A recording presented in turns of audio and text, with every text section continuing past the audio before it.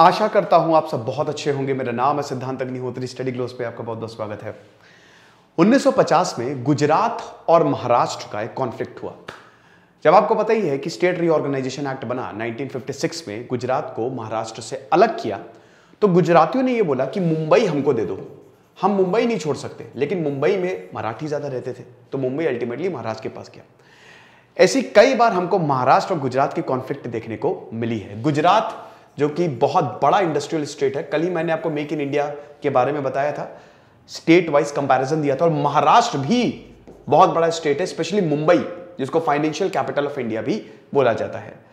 अब यहां पे दोनों आपस में फिर भिड़ गए हैं, महाराष्ट्र और गुजरात फिर आपस में भिड़ गए हैं वेदांता और फॉक्सकॉन की वजह से। वेदांता ग्रुप जो कि भारत की सबसे बड़ी माइनिंग कंपनी है, और फॉक्सकॉन जो कि ताइवान की सबसे बड़ी चिप मेकिंग कंपनी है। एप्पल के जो चिप्स है ना, वो ये फॉक्सकॉन ही बनाती है। 60:40 पे 60% वेदांत, 40 फॉक्सकॉन। ये जॉइंट वेंचर जो है दोनों ने साइन किया है। दोनों आपस में बैठे और दोनों ने ये एग्रीमेंट बनाया कि चलो हम एक काम करते हैं, हम एक तो खूब सेमीकंडक्टर्स बनाएंगे। भारत का चिप मार्केट जो है वो 16 बिलियन से सीधा 63 बिलियन पे खड़ा हुआ है, $63 बिलियन पे। ठीक है, क्योंकि भारत बहुत तेजी से आगे बढ़ रहा है, स्पेशली इस डिजिटल एज में। तो एक तो हम चिप बनाएंगे, दूसरा हम फैब्रिकेशन ग्लास बनाएंगे। ग्लास भी भाई जितने भी इलेक्ट्रॉनिक आइटम्स हैं वो यूज होते हैं, तो ये दोनों चीजें करेंगे।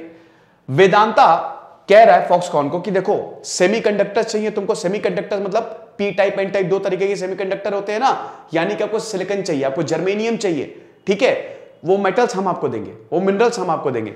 फॉक्सकॉन कह रहा है आप हमको मिनरल दो, हम बना के रेडी कर देंगे। और जैसे ही सेमीकंडक्टर्स भारत में आएंगे, जैसे चिप मार्केट भारत में बनेगी, होगा क्या, मोबाइल सस्ते होंगे, लैपटॉप सस्ते होंगे, आईफोन भारत में बन जाएगा। अभी टाटा की खबर आई थी ना। तो महाराष्ट्र और गुजरात में क्या प्रॉब्लम हो गई है इसकी बात करते हैं, लेकिन उससे पहले एनसीईआरटी की हम बात करेंगे। हमारा शानदार एनसीईआरटी का कोर्स आपने अभी तक लिया नहीं, अभी ले लो, क्योंकि जब ज्योग्राफी शुरू होगी तो प्राइसेस बढ़ जाएंगे।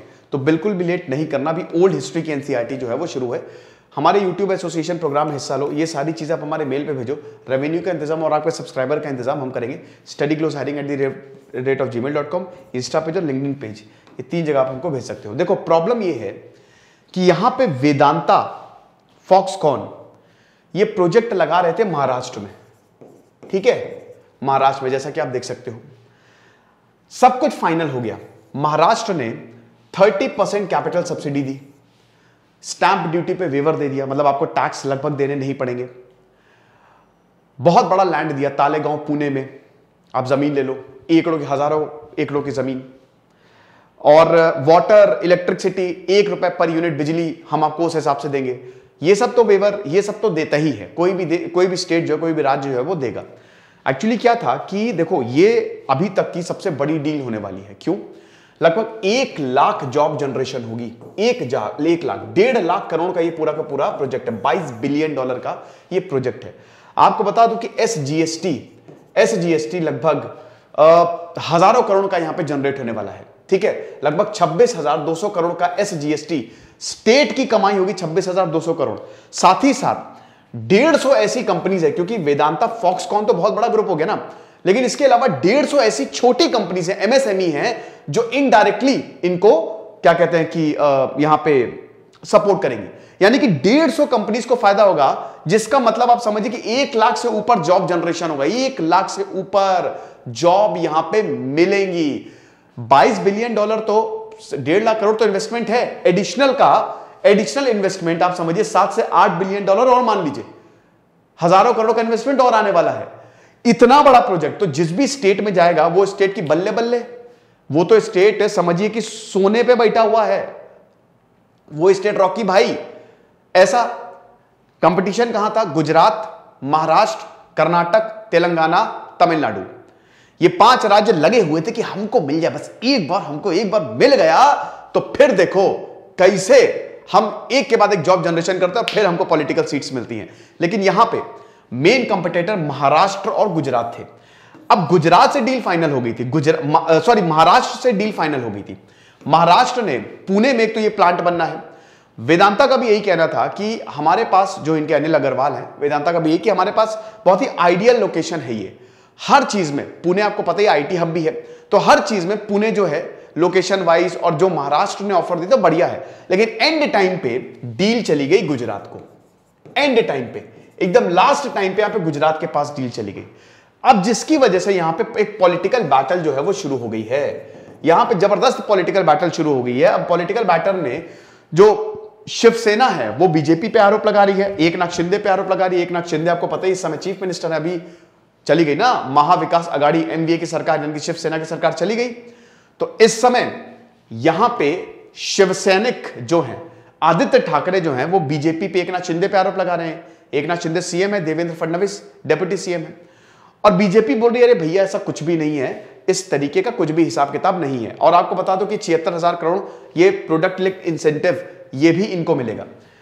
अब यहां पे क्या कहना है शिवसेना लीडर आदित्य ठाकरे का? उन्होंने बोला कि सब कुछ बढ़िया हो गया था, हम इस इन्वेस्टमेंट पे काफी समय से बात कर रहे हैं और यहां पे हमने तालेगांव पुणे में सब फाइनल कर दिया था, लेकिन लास्ट मिनट पे आपने ये प्रोजेक्ट हमसे छीन लिया। ये प्रोजेक्ट गुजरात अहमदाबाद चला गया और ये बहुत बड़ा लॉस है महाराष्ट्र के लिए।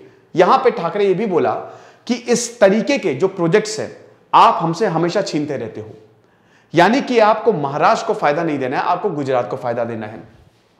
फिर यहां पे बीडीपी, भैया ये जो बल्क ड्रग पार्क था जिससे समझिए कि 80,000 डायरेक्ट जॉब्स जनरेट होती, वो भी महाराष्ट्र में चला गया, गुजरात में चला गया। वो रायगढ़ में आना था लेकिन वो भी गुजरात चला गया।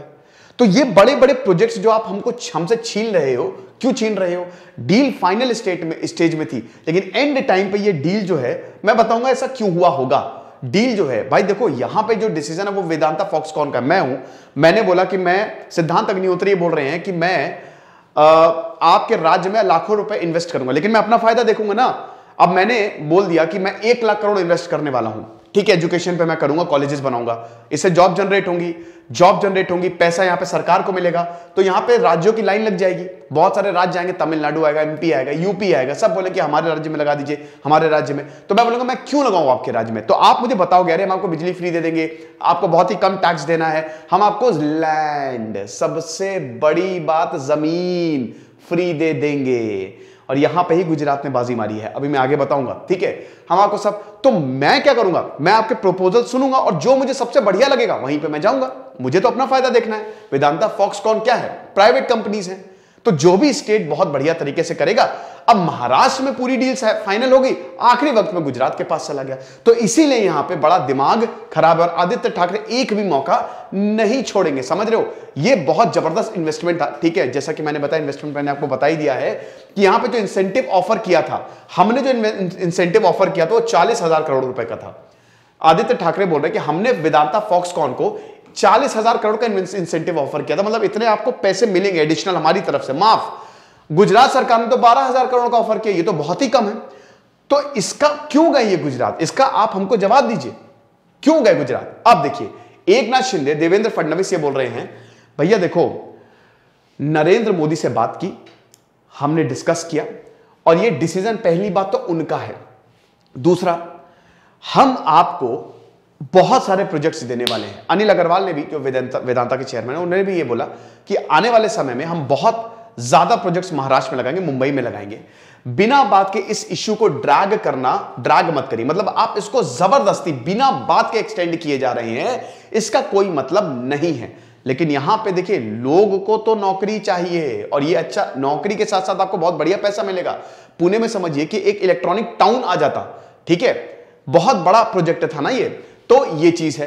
अब देखिए, सब कुछ अच्छा था लेकिन फिर भी गुजरात के पास प्रोजेक्ट क्यों गया? इसका आंसर ये है कि शायद लैंड डील, यहां पे लगभग 1000 एकड़, ठीक है, मतलब बहुत ज्यादा जमीन जो है वो 99 साल की लीज पे दे दी है गुजरात ने, फ्री में, वो भी फ्री में, कि आपको इस पे एक पैसा नहीं देना है।